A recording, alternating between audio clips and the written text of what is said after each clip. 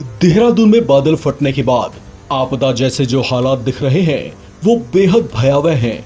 देहरादून में प्रकृति की जो विनाश लीला दिखाई दी उसमें काफी कुछ तबाह हो गया है। क्लाउड बर्स्ट के बाद आए फ्लैश फ्लड से देहरादून के कई मशहूर पर्यटक स्थलों को भारी नुकसान पहुंचा है।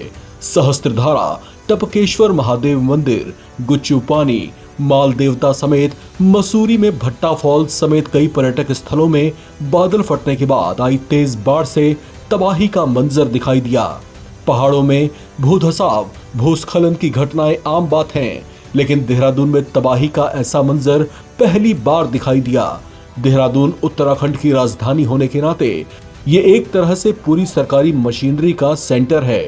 अब तक यहीं से उत्तराखंड के अन्य स्थानों पर आने वाली प्राकृतिक आपदाओं के लिए सहायता भेजी जाती थी, लेकिन अब खुद देहरादून ऐसी आपदा जैसी स्थिति का शिकार बन गया है।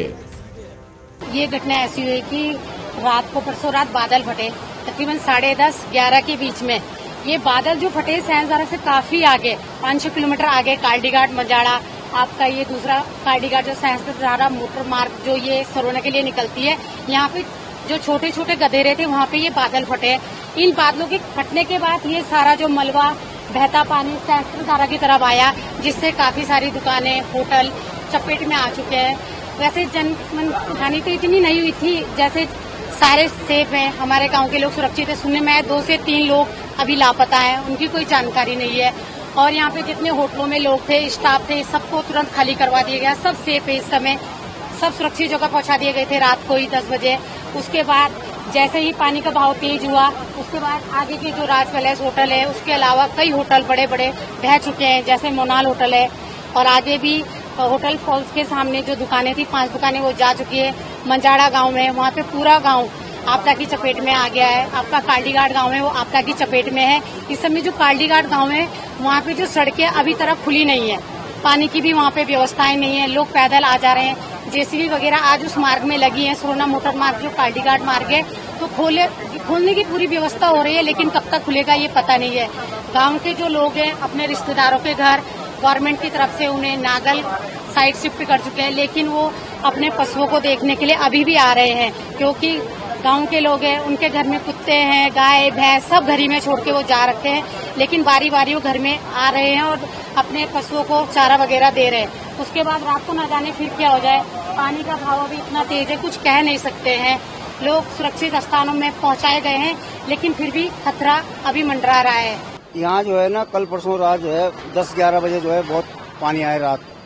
ऊपर गांव में जो है बादल फट गया है, कई जगह बादल फटे हैं और कई घर, मकान, दुकानें, बहुत कुछ बह गया ऊपर से आगे से। बहुत नुकसान हुआ इधर। और देखो आप, सब घर, मकान, दुकानें सब दब गई है। देखो सारे लोगों को गेस्ट हाउस वगैरह दब गए। ऊपर बहुत बड़े बड़े होटल टूट गए, दुकानें बह गई है, घर, मकान, और 4-5 आदमी भी मर गए। यहाँ पर ये नुकसान हो गया काफी हुआ जी। देखो गांव वालों का भी हुआ, दुकान वालों को भी हुआ, कई लोगों का नुकसान हो गया। यहाँ पर आपदा बहुत भयंकर आई है, ऐसा कभी हुआ नहीं था पहले। अब की बार बहुत ज्यादा। हाँ, लगभग पहली बार वाला, हमने कभी आज तक देखा नहीं ऐसा। इससे पहले देहरादून में बादल फटने की घटना साल 2011 में हुई थी, लेकिन तब ऐसा मंजर नहीं दिखा था। इसके ऊपरी इलाकों कार्लीगाड़ और सौंग में बांदल घाटी में भी बादल फटते रहे हैं, लेकिन अब की बार बादल फटने की घटना ने बहुत कुछ तबाह कर दिया है।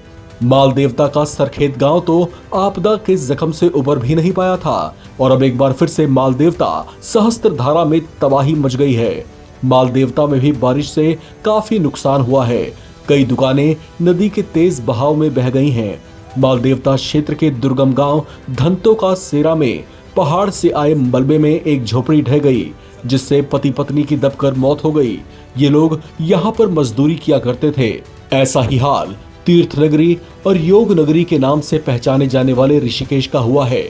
जिन पर्यटक स्थलों में तबाही मची है उनको ठीक होने में समय लगेगा, लेकिन फिलहाल इस आपदा के चलते स्थानीय दुकानदारों को पर्यटकों की कमी जरूर खलेगी। इस खबर में फिलहाल इतना ही। बाकी अपडेट्स के लिए आप बने रहें नवभारत टाइम्स के साथ।